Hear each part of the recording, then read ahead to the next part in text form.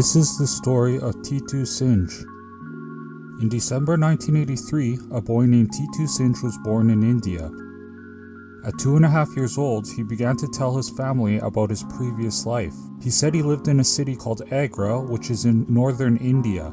He said he lived in a big house. He said his name was Suresh Verma. He was the owner of a radio, TV, and video shop called Suresh Radio, which is located in an area called Sidar Bazaar. He had a wife named Uma, and he had 2 children. He had a brother named Raja Babu, and he had a sister named Sushila. And he was shot and then cremated, and then his ashes were thrown into a river. All these statements are true. However, Titu's parents didn't believe him, and they didn't want to take him to meet his previous family. So, Titu cried every day, and he said he missed his family from his previous life. He wanted to see his previous family so badly that he put his clothes in a bundle and he threatened to leave home, but his parents stopped him. Titu didn't like the clothes his mother wore. He said his wife wore beautiful saris, and he didn't like traveling by foot or bus. He said he traveled by car in his previous life. Curious to know whether Titu was telling the truth, Titu's brother and the brother's friend traveled to Sidar Bazaar to look for Suresh Radio. When they found the shop, they went inside and met a widow named Uma. They had a conversation with her. She told them that she had a husband named Suresh Verma, but he was shot to death in August 1983, which was a few months before Titu was born. Titu's older brother told Uma about Titu's memory of Suresh Verma. Uma wanted to meet Titu. At some point, Uma and members of Suresh's family went to Titu's home. Titu was very excited to see them. He recognized Uma, Suresh's parents, and 2 out of 3 of Suresh's brothers. While the 2 families sat together, Titu named Suresh's 2 children. He talked about a time when Suresh took his family to a fair. He described what his previous home looked like. He said Suresh owned a white car, and he described how Suresh was killed. All these statements about Suresh's life were true. Later, Titu, his family, and Suresh's family went to a radio, TV, and video shop that was not owned by Suresh Verma. In other words, they tried to trick Titu, but Titu was not fooled. He knew that they were playing a trick on him. So, they actually took Titu to Suresh Radio.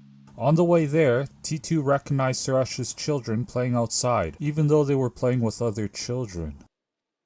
While inside Suresh Radio, Titu pointed out which drawer contained money.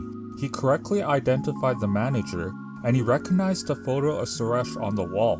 Also, he was confused when he saw a showcase that he hadn't seen before. According to Suresh's family, this showcase was installed after Suresh's death. Interestingly, Titu behaved like Suresh. When Titu entered the store, he slapped the stool hard, and when he exited the store, he again slapped the stool hard. Suresh Verma regularly did the same thing when he was alive. In addition, Titu had anger issues. For instance, he beat up another boy with a sugar cane. Similarly, Suresh also had anger issues. After visiting Suresh's home, Titu's family told Titu it was time to go, but Titu wanted to stay with Suresh's family. He tore his father's shirt trying to stay with Suresh's family. Titu's father was concerned that Titu would break ties with his current family to be with Suresh's family. One day, Titu began talking about how Suresh was murdered. According to Titu, Suresh drove home from work one night, and while Suresh was sitting in his car, a person came up to Suresh and shot him in the head. Suresh died from a bullet to the right side of his temple. Titu's statements about Suresh Verma are accurate, but here's where things get really interesting. According to the autopsy report of Suresh Verma, Suresh was shot on the right side of the head. The location of the entrance wound on Suresh Verma matches the location of a small indented birthmark on Titu's right temple. In addition, the autopsy report states the exit wound was behind Suresh's right ear. Similarly, behind Titu's right ear, his skull was pushed outwards to some extent. Lastly, Titu had a birthmark on the top side of his head that matched the location of a birthmark on the top side of Suresh's head. 3 different marks on Titu's head matched 3 different marks on Suresh's head. You might think this is unusual. However, according to the reincarnation research by the University of Virginia, 35% of the children who remember their past lives have birthmarks and or birth defects connected to injuries, usually fatal injuries, of their previous lives. Titu's story was featured on BBC.